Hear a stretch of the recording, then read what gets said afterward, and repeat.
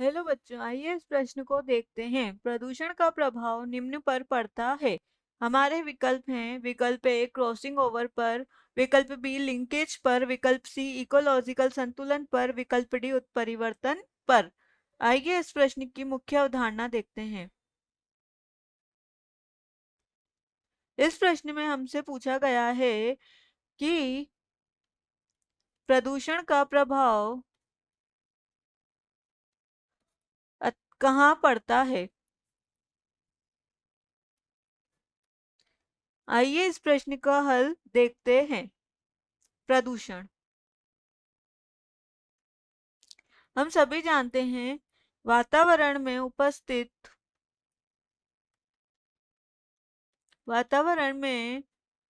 उपस्थित जल, वायु, मृदा में अवांछनीय परिवर्तनों का होना ही प्रदूषण कहलाता है। और ये जो अवांछनीय परिवर्तन होते हैं, इनका जो सर्वप्रथम नुकसान होता है, यानी कि जो हानिकारक प्रभाव होता है, वह सर्वप्रथम हमारे पारिस्थितिकी तंत्र या हम इसे इकोलॉजिकल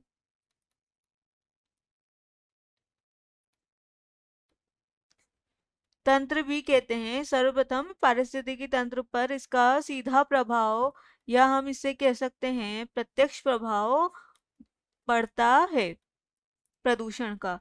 और जो इस इकोलॉजी में या हमारे पारिस्थितिकी में उपस्थित जीव होते हैं, पारिस्थितिकी में उपस्थित, वह धीरे धीरे विलुप्त होने लग जाते हैं। इसीलिए जो प्रदूषण होता है, उसका सर्वप्रथम प्रभाव हमारे पारिस्थितिकी तंत्र पर पड़ता है। जो जीव होंगे उनका असंतुलन हो जाएगा, और उनके असंतुलन से उनका धीरे धीरे क्षय होने लग जाता है, यानी कि वह धीरे धीरे गायब होने लग जाते हैं। उनको हम विलुप्त जाति कहते हैं, धीरे धीरे विलुप्त होने लग जाती है। क्यों? क्योंकि वातावरण में जो है जलवायु, मृदा में अवांछनीय परिवर्तन हो जाते हैं, जिसे हम प्रदूषण कहते हैं। और प्रदूषण जो है वह सभी के लिए, जीव जंतु हो, पेड़ पौधों हो, सभी के लिए यह हानिकारक होता है। वातावरण में प्रदूषण बढ़ने से पारिस्थितिकी में उपस्थित हमारे पेड़ पौधे भी नष्ट होने लग जाते हैं, और कई घटनाएं होती है, जैसे अम्ल वर्षा होगी तो श्वसन संबंधी रोग हो जाएंगे। सूर्य की जो हानिकारक विकिरणें हैं, उन विकिरणों से मनुष्य में बहुत सारे रोग हो जाते हैं। इसलिए हम कह सकते हैं जो प्रदूषण है उसका सर्वप्रथम प्रभाव हमारे इकोलॉजिकल तंत्र पर पड़ता है।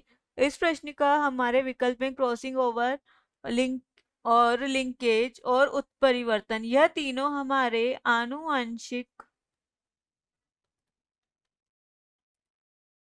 आनुवंशिक समस्याएं होती हैं, यानी कि आनुवंशिक रोग बोल सकते हैं हम। आनुवंशिक की क्रियाएं होती है, यानी कि ये वंशानुगत होती है। लेकिन इस प्रश्न का हमारा सही विकल्प है विकल्प सी, इकोलॉजिकल संतुलन पर प्रदूषण का प्रभाव सर्वप्रथम पड़ता है। आशा है कि आप इसे अच्छी तरह समझ गए होंगे। धन्यवाद।